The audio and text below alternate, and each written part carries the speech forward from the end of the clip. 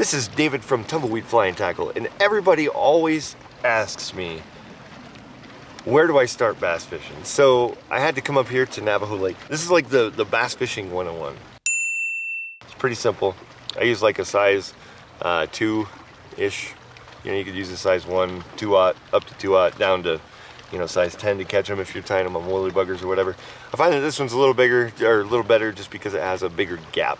I'm gonna affix some rabbit fur, some dubbing, and some eyes to this hook with some little rubber legs. This one's gonna be a little bit ridiculous. It's gonna have a whole bunch of colors to it, but whatever. All I've done is taken that same hook and I've tied a strip leech on the back. There's a little kind of piece of rabbit hanging off there, and half of this hook is just a easy little strip leech. Like I said, it's a really super easy fly to tie. I just tied in those two little rubber legs at the bottom and put some eyes on it to where it floats upside down so that it's easier to stick fish. Boom, that's it. Very effective, and you could do it in about 200 billion colors. Any strip leech, woolly bugger, anything. I have a fluffy headed wiggle nugget right here that's in some of the fly hacks videos that I tie if you want to try your hand at one of those. Yesterday was freaking incredible. I don't even know how many fish were caught yesterday. It was well over 100, but that's kind of a crawfish. Used to be a crawfish pattern, now it's just trash.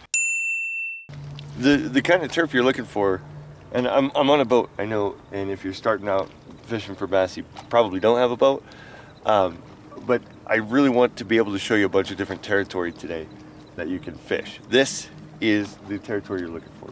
In New Mexico, this is pretty much every lake that we have. So every lake that we have that has smallmouth in it, they're going to be kind of piled up in here, especially in the in the middle of May to the middle of June. You'll find a lot of fish in here. So what I have here is just a regular 5-weight. 5-weights are going to use for trout, and we're not really gunning for any super huge fish, especially for your first time out bass fishing. It's a riot to catch a bunch of these, 8-10 inch fish, and for the most part, for trout, that's all you catch anyway. So these fish are way cooler than that. You get to watch them eat almost all the time because of how clear the water is. So I've got the fluffy headed wiggle nugget on here. What I'm looking for is which direction the sun is going. Like you could see my face is making a shadow on my arm here. And that's kind of, the sun is shining at an angle like this. So what I'm looking for is this side, the shadow side of all the rocks. And that's what I'm gonna fish right now. And you don't have to get super close to, or you don't have to cast a mile. You don't have to get super close, but they don't really care. Not especially these little fish. We're gonna go right down here, this rock. Right there, that's gonna have a fish in it.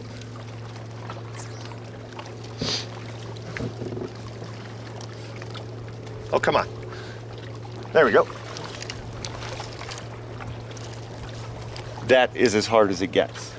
I mean, this fish is not big, but once you get the feel for them, you start getting bigger and bigger fish. Where am I looking at right now? Oh, I'm still looking at the edge. Oh, there was a little guy. Come on, little guys. Nope, no. Oh, oh. This is ridiculous. You see them all in there? Oh.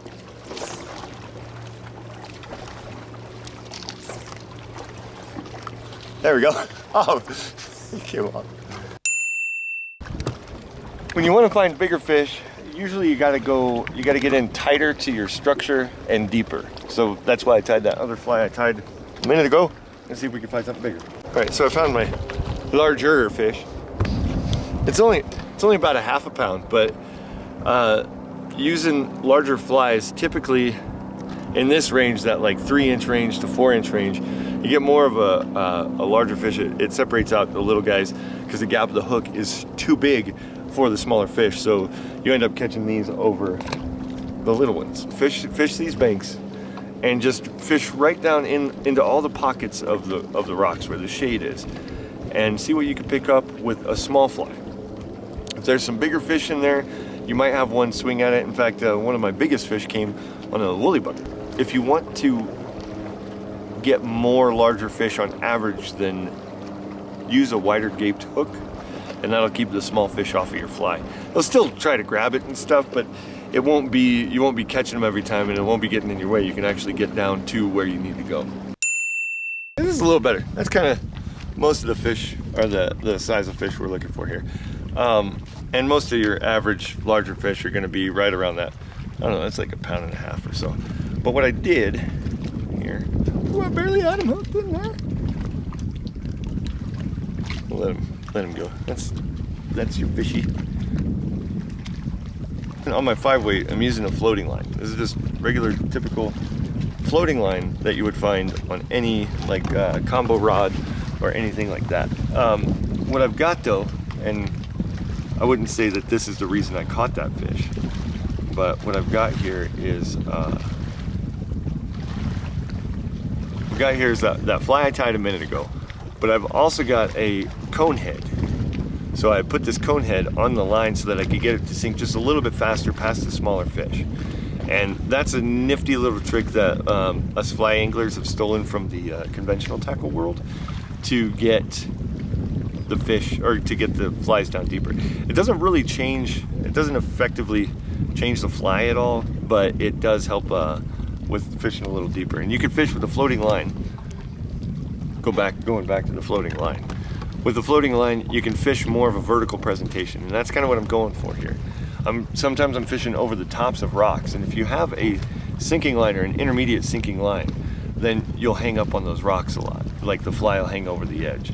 With a floating line, you have more of an arc, so you can just pull it out of those that vertical structure that you're fishing. So that's the whole reason for fishing floating line. You can effectively fish anywhere from about 10 feet up with a floating line. With an intermediate line, you can get down a little deeper, but you're fishing more at a horizontal presentation with that kind of line. Smallmouth are pretty much the easiest fish to catch via fly rod, just because they're so tight into these big chunky bouldery cliffs, and it's easy to walk down there and just poke along the shores and catch them. So next time you see me in one of these videos, it will be like the 201 course. I guess we'll step it up. I'll get to show you some streamers and how to fish those guys effectively and get bigger rods out to do it. And thank you for liking, commenting, and subscribing. And we'll see you at the shop or on the water somewhere. And if you see me out here filming stuff, even if I'm filming, just yell at me like, "Hey, what's up, dude?"